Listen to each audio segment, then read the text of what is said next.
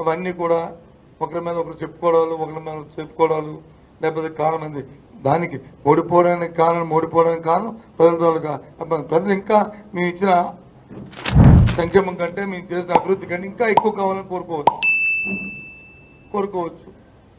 మేము ఇచ్చింది సరిపడిపోవచ్చు, ఇంకా కావాలని కోరుకోవచ్చు, ఇంకా మేలు జరుగుతుంది ఆశించవచ్చు. మానవుడు ఆశతి దానికోసం దానికి జరిగి ఉండొచ్చు.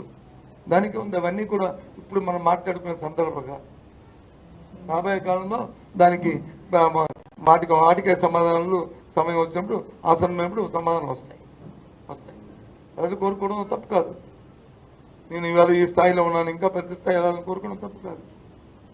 అలాగే మేము వచ్చి వాళ్ళకి జీడిపిని తాలూకా పెంచాం, రాష్ట్ర జీడిపిని పెంచాం, వాళ్ళ కొనుగోలు శక్తిని పెంచాం, పావర్టీని తగ్గించాం, ఇంకా వాళ్ళకి తలసిన ఆదాయాన్ని పెంచాం. ఇంకా వాళ్ళు ఈ ఆదాయం సరిపోతే ఇంకా పెరగాలని కోరుకోవడం తప్పు కాదు. ఇంకెందుకంటే మెరుగైన జీవన విధానం రావాలని కోరుకోవడం తప్పు కాదు.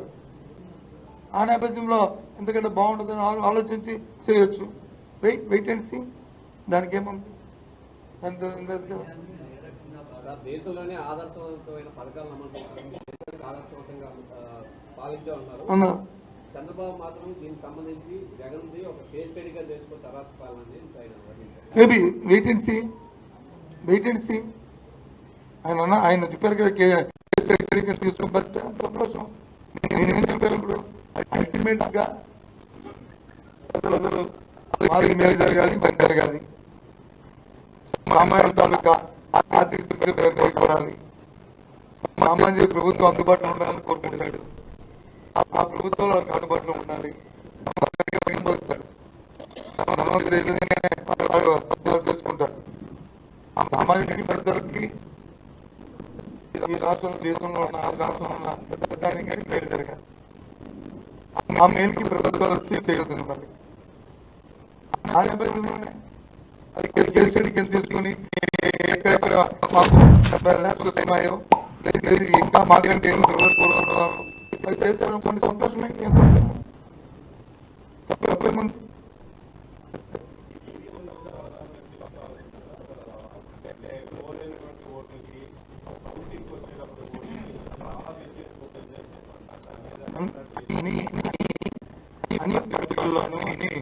వాట్సాప్లోను, గ్రూపుల్లోను, అలాగే మాకు వాళ్ళలో కొన్ని లెక్కల్లోను ఇచ్చారండి. వచ్చి వచ్చాయండి అని చెప్పి మా దృష్టికి వచ్చినాయి. దాన్ని గురించి ఎక్సర్సైజ్ చేస్తున్నాము, దాని మీద స్టడీ కూడా చేస్తున్నాము. అల్టిమేట్ గా మేము విల్ టేక్ డెసిషన్. లేదమ్మా వ్యక్తిగతమైన ఆలోచనది. ఇందాకేం చెప్పాను నేను చెప్పాను అల్టిమేట్ గా ఎవరి తాలూకా అయినప్పటికీ కూడా ప్రజలు అనేది ఓటేసిన ప్రజలు రాసుకుంటారు. ఆ ప్రజలు ఓటేసిన ప్రజలు ఎందుకంటే మంచి మాకు తెలియదు ఆశించారు. చూద్దాం. మేమైతే ఎందుకంటే మేలు చేసాం దాన్ని చూసి ఓటేయమన్నాం. మేము ఎందుకంటే మేలు చేద్దామని చెప్పారు, అది నమ్మి ఓటేశారు. దాంట్లో తప్ప ఉంది. రాజకీయాల్లో ఉదయం అయితే ఉదయం వద్ది పేపర్లు ఉండదు.